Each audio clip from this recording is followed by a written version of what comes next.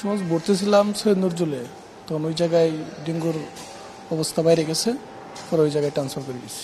শরীরে রক্তের হিমোগ্লোবিন কমে গেছিল, জ্বর, মাথা ব্যথা, এগুলোর পরে ডেঙ্গু ধরা পড়ে। তারপর মনে করেন ব্লাড টেস্ট করি। প্রথম জ্বর ছিল, কাঁপায় অনেক, পরে লাস্টে দ্বিতীয় দিন বমি করলাম, দিন শরীর ব্যথা, পরে সাভারে ল্যাবে টেস্ট করলাম রক্ত, পরে ডেঙ্গু পজিটিভ আসছে, পরে এখানে ভর্তি হলাম। এখন আল্লাহ সুস্থ। গলা দিয়ে আসতো, তারপরে আপনার দাঁতের গোড়া দিয়ে আসতো, দাঁতের গোড়া, তারপরে গলা দিয়ে রক্ত পড়ছিল। এখন আল্লাহ সুস্থ।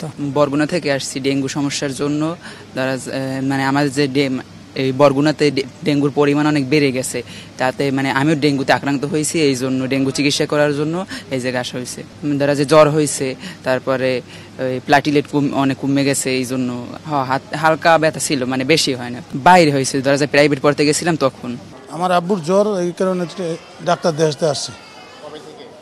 3 দিন। তার ভিতরে কোনো কিচ্ছু নেই, মানবতা বলতে কোনো জিনিস নেই তাদের। ইমার্জেন্সিতে নিয়ে আসছি যে রুগীটার আগে দেখেন, আমার সিরিয়াল দাঁড়াতে বলছে।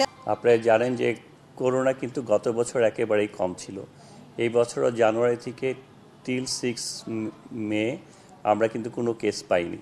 We got first case in May 6 this ইয়ার। তারপরে দেখা গিয়েছে যে 15 দিনের মধ্যে আমাদের কোনো কেস ছিল না। We got another case in 21 মে।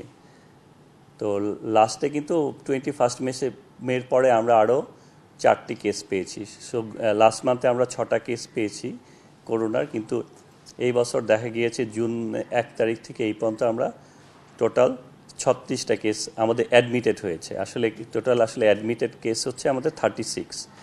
এর মধ্যে কিন্তু গতকালও নতুন 3 জন ভর্তি হয়েছে এবং একজন ভালো হয়ে চলে গিয়েছে। তা বর্তমানে আমাদের এখানে ভর্তি রয়েছে 16 জন কোভিড-19 নিয়ে। এই হলো স্টেট। তো আমাদের অল্প কিছু সংখ্যা থাকলেও কিন্তু এই মাসের শুরু থেকে কিছু বৃদ্ধি পাচ্ছে। হয়তো আমরা after 2 or 3 weeks will understand যে কী পরিমাণ এটা আসলে প্রকোপ। এখনও আসলে পুরোপুরি বলা যাবে না, ইট ইজ মানে হাইলি প্রিভেলেন্ট।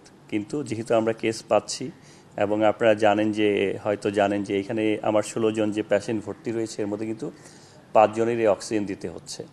5 জনের অক্সিজেন দিতে হচ্ছে, এর মধ্যে কিন্তু একজনের 30 লিটার অক্সিজেন দিচ্ছে। His condition is very much critical. So from now onward we should be very careful on it. আপনারা জানেন this hospital is COVID-19 dedicated as well as it a dedicated dengue hospital.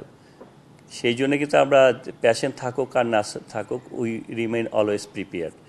আপনারা জেনে হয়তো খুশি হবেন যে এর আগে আমাদের একটা নিপা ভাইরাস এবং মাঙ্কি পক্সের প্রকোপের সম্ভাবনা রয়েছিল, যেহেতু এই রোগ দুটো কিন্তু অন্য দেশেও ছিল। আমরা তখন কিন্তু এই 2টা রোগের জন্য প্রিপেয়ার ছিলাম। এই হসপিটালটা স্পেশালাইজড হসপিটাল। আমরা যে কোনো ধরনের মহামারী বা অতিমারি আসার সম্ভাবনার আগেই উই অলওয়েজ রিমেইন প্রিপেয়ার্ড।